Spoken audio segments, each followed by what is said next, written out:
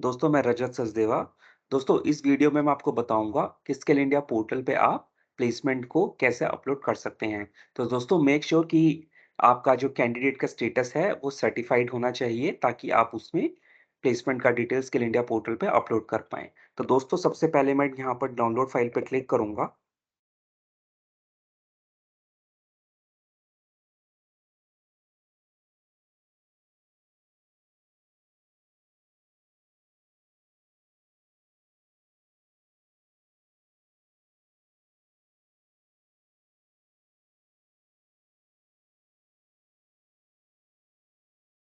तो दोस्तों make sure कि आपकी जो कैंडिडेट्स का सर्टिफिकेशन और असेसमेंट डिटेल्स है वहाँ तक आपके सारे स्टेप्स हो चुके हों।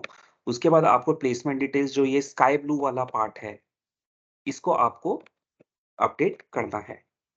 तो दोस्तों इसको मैं थोड़ा पहले बड़ा कर देता हूँ ताकि मुझे समझाने में आपको आसानी रहे। तो दोस्तों सबसे पहला स्टेटस है प्लेसमेंट स्टेटस। तो प्लेसमेंट स्टेटस में आप यहाँ डालेंगे येस,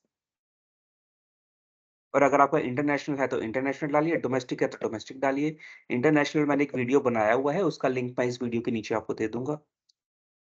कंट्री ऑफ प्लेसमेंट तो ये फील्ड आपके लिए नॉन मैंडेटरी है क्योंकि आपका जो प्लेसमेंट है वो तो डोमेस्टिक है, इंटरनेशनल नहीं है। एम्प्लॉयमेंट टाइप क्या है? तो एम्प्लॉयमेंट टाइप पे आपका आपका सैलरीड और wage, self employment, upskilling, opted for higher studies. तो दोस्तों अभी जो मैं आपको करके दिखाऊंगा सैलरीड और वेज वाला, सेल्फ एम्प्लॉयमेंट, अपस्किलिंग और ऑप्टेड फॉर हायर स्टडीज के मैं अलग से वीडियो मैंने बनाया हुआ है, उसका भी लिंक मैं आपको इस वीडियो में आपको जो है इसके यूट्यूब का जो डिस्क्रिप्शन बॉक्स होगा या जो कमेंट्स बॉक्स होगा उसमें मैं उसका लिंक आपको दे दूंगा। तो यहाँ पर मैं सैलरीड वेज यहाँ पर जो सिलेक्ट करता हूँ, सैलरीड और वेज का मतलब होता है कि कैंडिडेट की नौकरी लग गई है, उसको सैलरी मिल रही है। अब वो नैप्स का बच्चा है या नहीं है तो आप उसको येस नो में सेलेक्ट कर सकते हैं। तो मैं यहाँ येस सेलेक्ट कर देता हूँ, एक केस में नो सेलेक्ट कर देता हूँ। दूसरा ऑप्शन है undertaking for self employed collected from candidate. तो मेरा जो प्लेसमेंट है वो वेज एम्प्लॉयमेंट है तो उस केस में जो है ये नॉन मैंडेटरी हो जाएगा। सेम फॉर इधर proof for upskilling, self employment और फॉर हायर स्टडीज प्रोवाइडेड।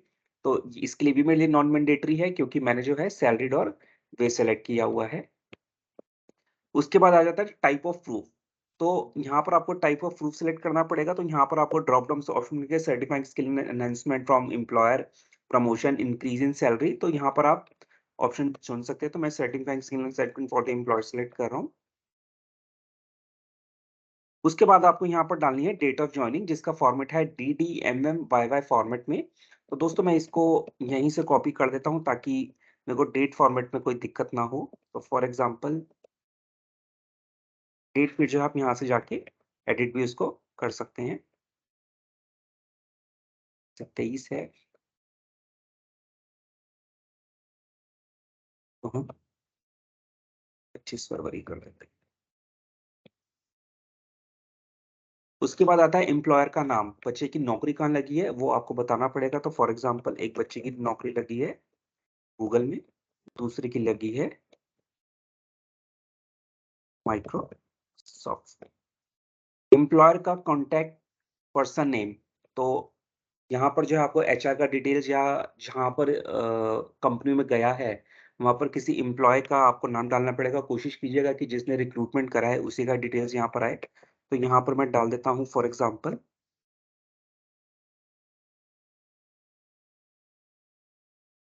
अनु, और माइक्रोसॉफ्ट में डाल देते हैं साहिल। इनका डेज़िग्नेशन डालना है तो ये हैं एचआर मैनेजर और एक हैं।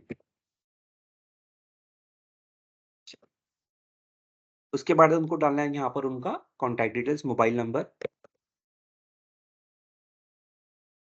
तो मैंने नॉन मैंडेटरी डाला है, सॉरी माफ़ कीजिएगा, ये आपको दिखाने के लिए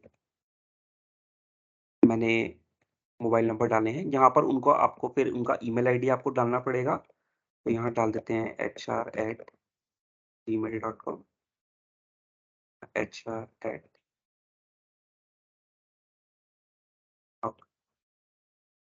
उसके बाद आता है लोकेशन एम्प्लॉयर स्टेट। तो दोस्तों यहाँ पर आपको बताना पड़ेगा कि उसकी कौन से जो एम्प्लॉयर है उसका ऑफिस कहाँ पर है। तो फॉर एग्जांपल यहाँ पर आपको ड्रॉप डाउन से काफ़ी सारे दिख जाएँगे।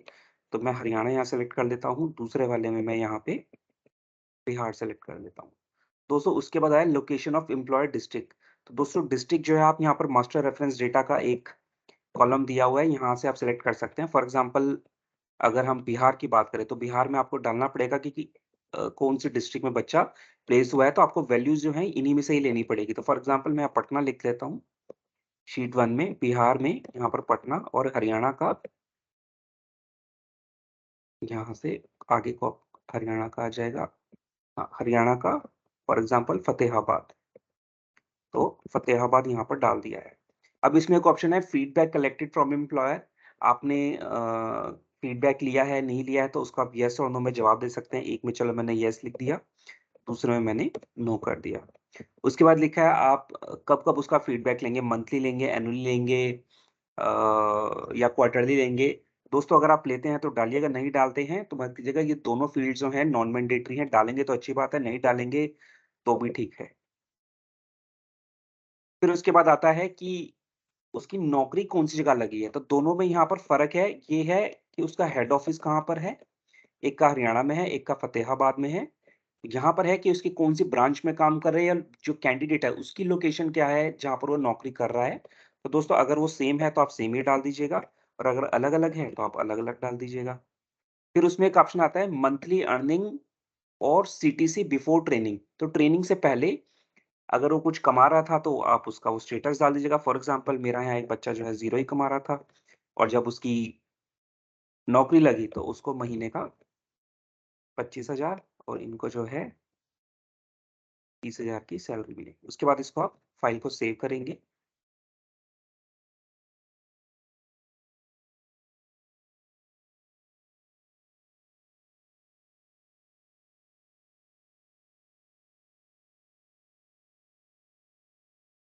फ़ाइल जो है मेरी सेव हो चुकी है और अब जो है फ़ाइल को बंद करके मैं फ़ाइल को ब्राउज़ करता हूँ।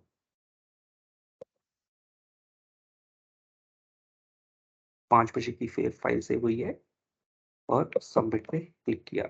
जैसा कि आप देख पा रहे हैं उसमें मैसेज आ रहा है candidates placements are uploaded successfully. तो इसी तरीके से आप अपने वेज और सैलरीड एम्प्लॉयड को स्किल इंडिया पोर्टल पे अपलोड कर सकते हैं। Thank you very much.